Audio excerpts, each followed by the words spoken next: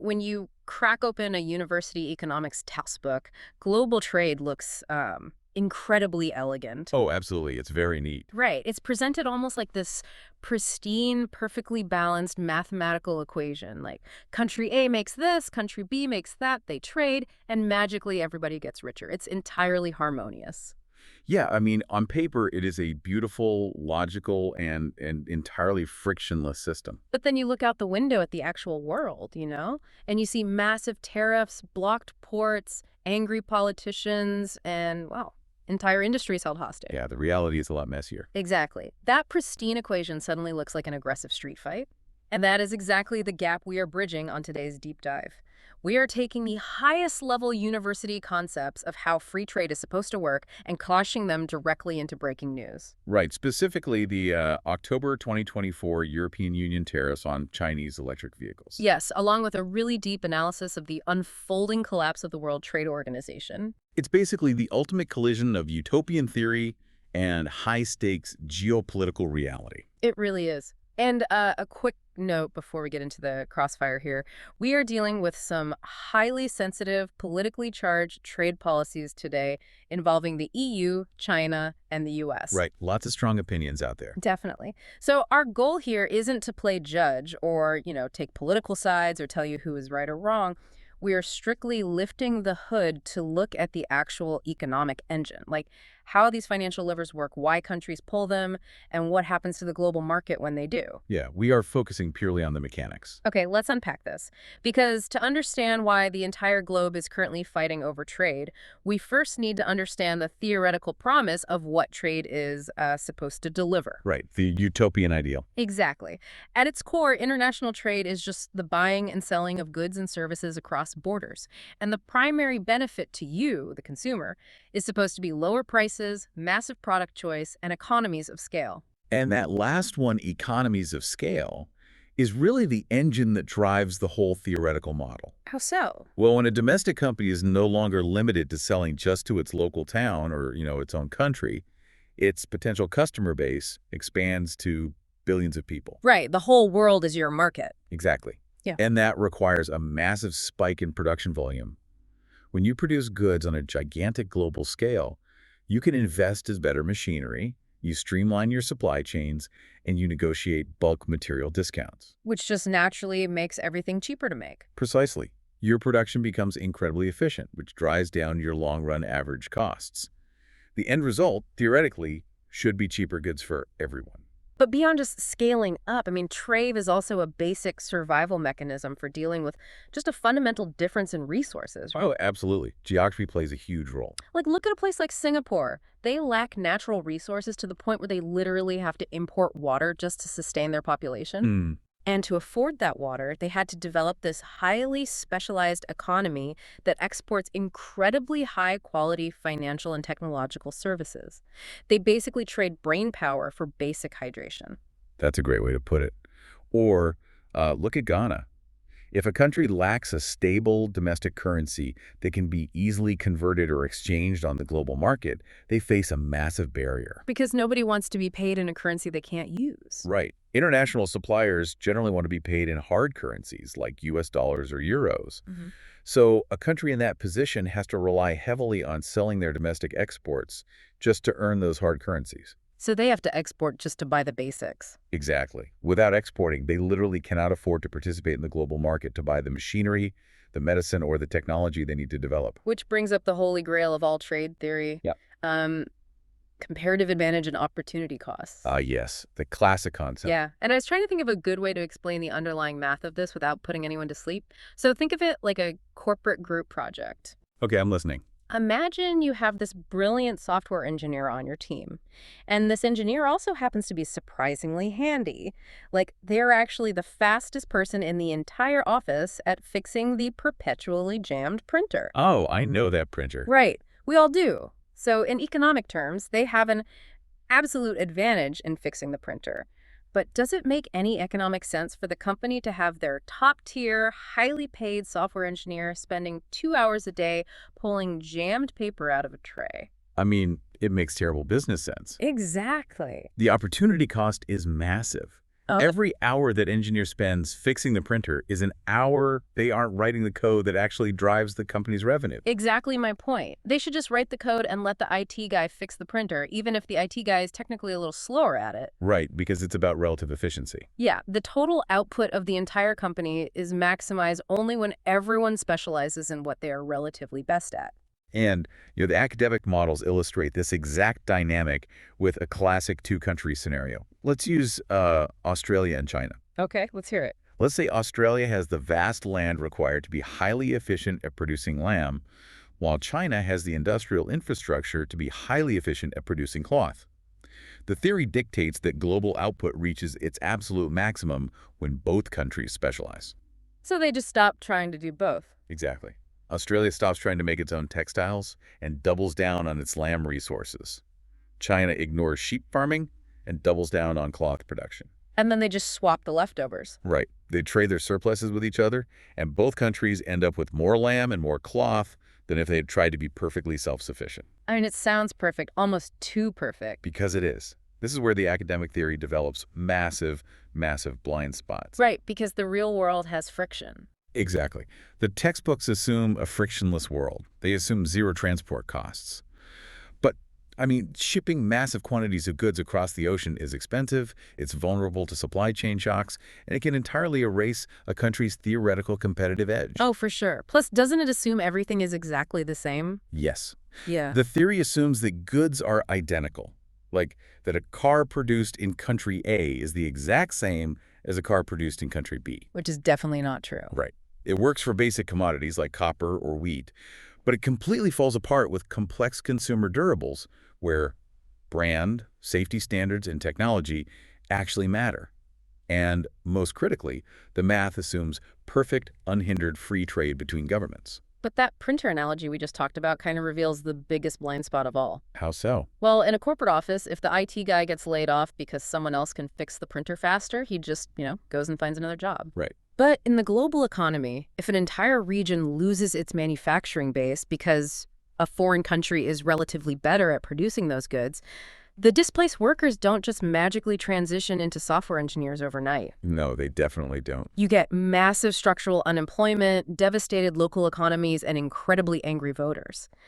Doesn't free trade just end up destroying local jobs if a country can't compete with cheap labor? You've just articulated the primary catalyst for protectionism. Okay. When domestic industries cannot compete with low-cost labor or massive scale abroad, the political pressure becomes overwhelming.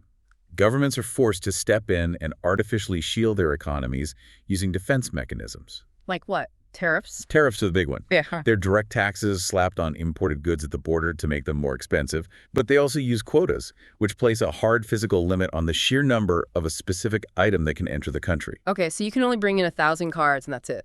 Exactly.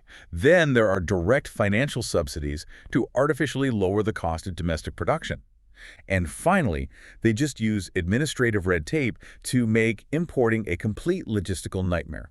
We see this constantly with what economists call sunset industries. Right? Yes, exactly. Take the historical decline of traditional car manufacturing in Detroit, when a massive legacy industry is dying and bleeding jobs to overseas competitors, politicians. Well, they want to be reelected, so they throw up trade barriers to slow down the bleeding. But they also deploy these weapons for sunrise industries. Wait, what are those? These are brand new, highly advanced sectors, like advanced semiconductors or early green tech. Ah, okay. The industries of the future. Right. And because these industries haven't yet achieved those massive economies of scale we talked about earlier, their initial production costs are incredibly high. So they need a shield while they grow up. Exactly.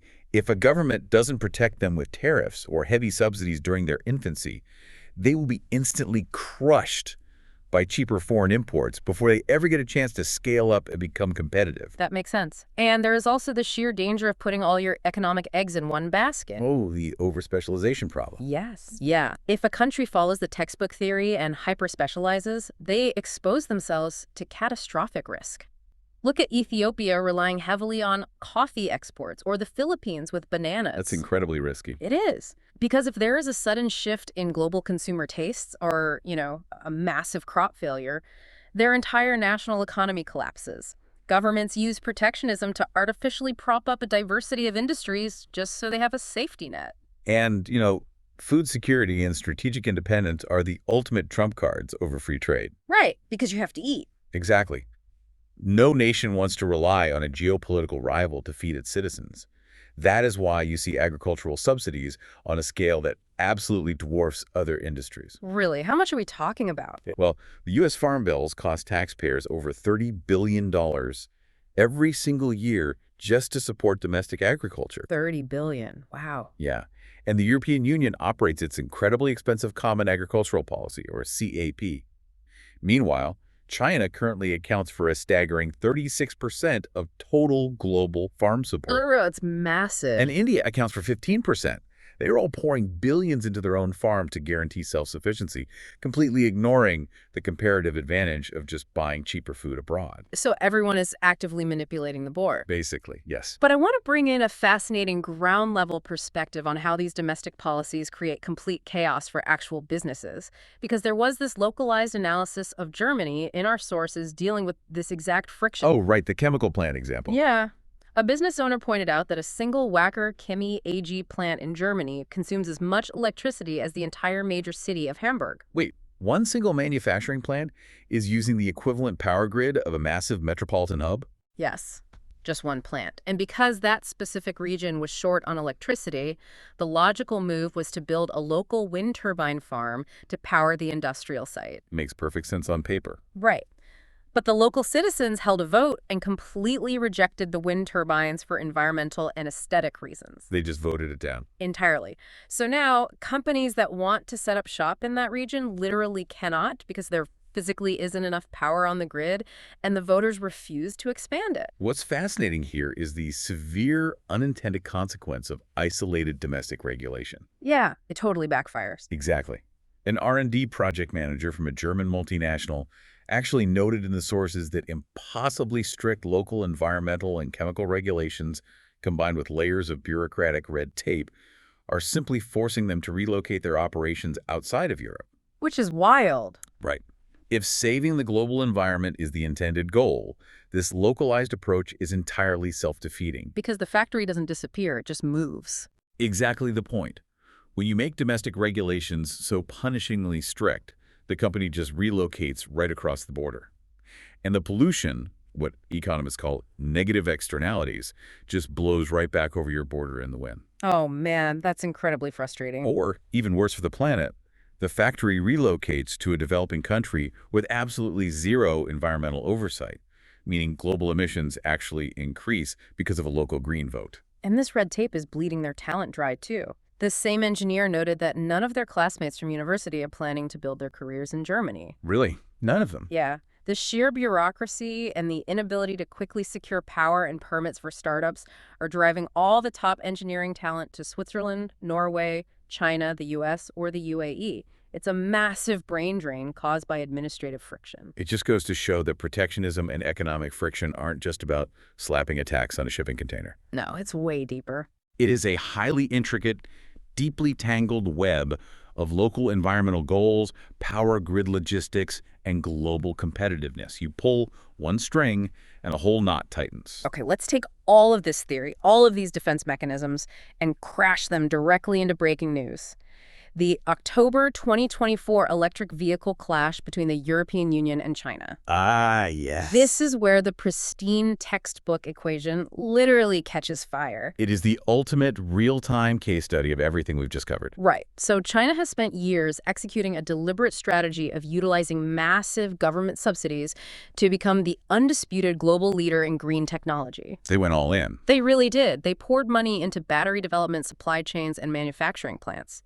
These subsidies drastically lowered the production costs for Chinese EV makers, allowing them to sell cutting-edge electric cars on the international market at prices European companies cannot even come close to matching. Which is why the EU Commission officially defines this aggressive strategy as injurious subsidization. Injurious, that's a strong word. The term injurious is key there.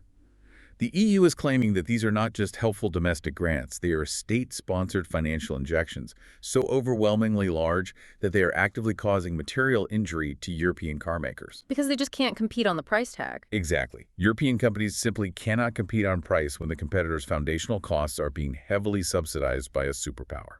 So the EU decided to throw up the armor.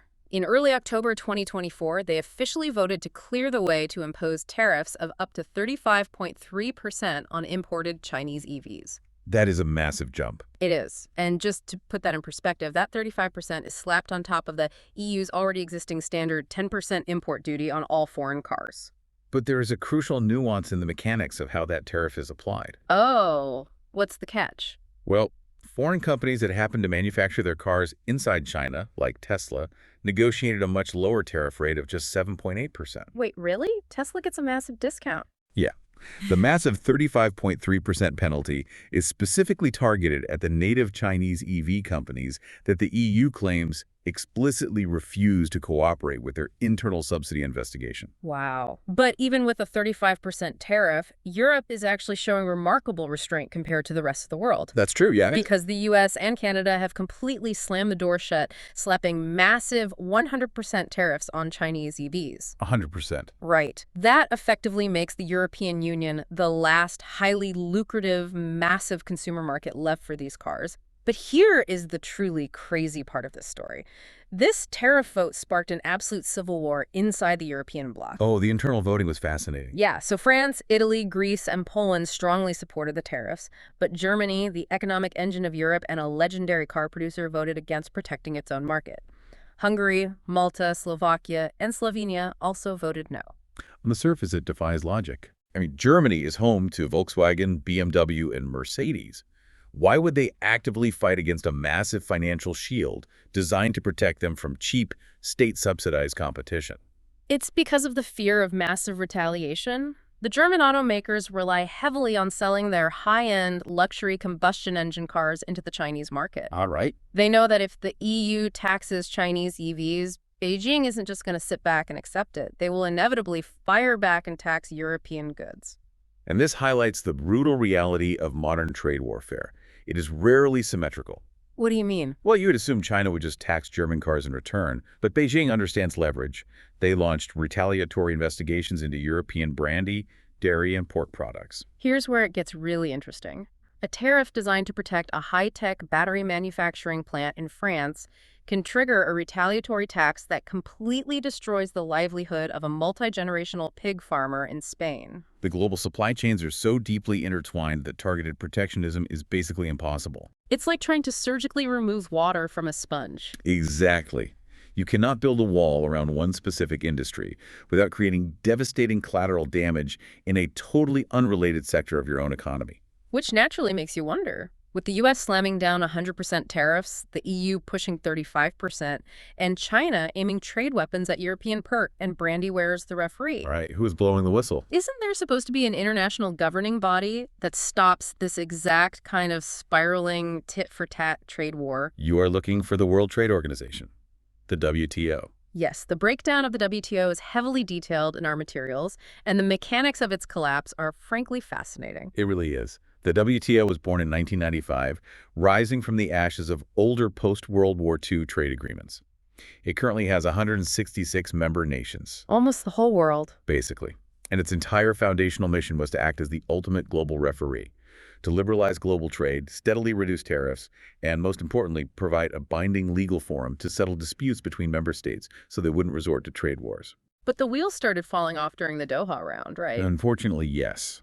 The Doha Development Agenda launched in 2001. The goal was highly ambitious: integrate developing countries more fairly into the global market, and finally, tackle those massive agricultural subsidies we discussed earlier. The $30 billion elephant in the room. Exactly. But by 2006, the negotiations were entirely suspended. They just gave up. Pretty much. The conceptual disagreements, particularly regarding how aggressively the U.S. and EU were protecting their own farmers, were simply too vast to bridge. But even if they couldn't agree on writing new rules, they still had the dispute settlement system, right? The actual court where countries could sue each other for breaking the existing rule. They did, yes. And historically, the U.S. was the one using this system the most. During the Obama administration alone, the U.S. filed 25 cases, 16 of them specifically targeting China's trade practices. The dispute system was the crown jewel of the WTO. But today, it is effectively dead. So wait, the U.S. didn't even have to vote to dismantle the WTO or formally withdraw from it. They just weaponized HR. Huh. That is a brilliant way to phrase it. Yeah, it was death by administrative blockade. How to do it? During the Trump administration, the U.S. simply began blocking the appointment of any new judges to the WTO's appellate body. Meaning, as the standard terms of the existing judges gradually expired, the U.S. just refused to approve their replacements. Correct.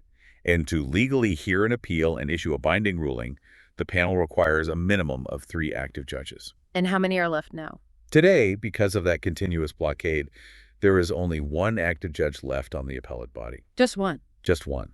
The highest court of global trade is entirely paralyzed. That's insane. It is. If a country wins a trade dispute today, the losing country can simply appeal the decision into a void.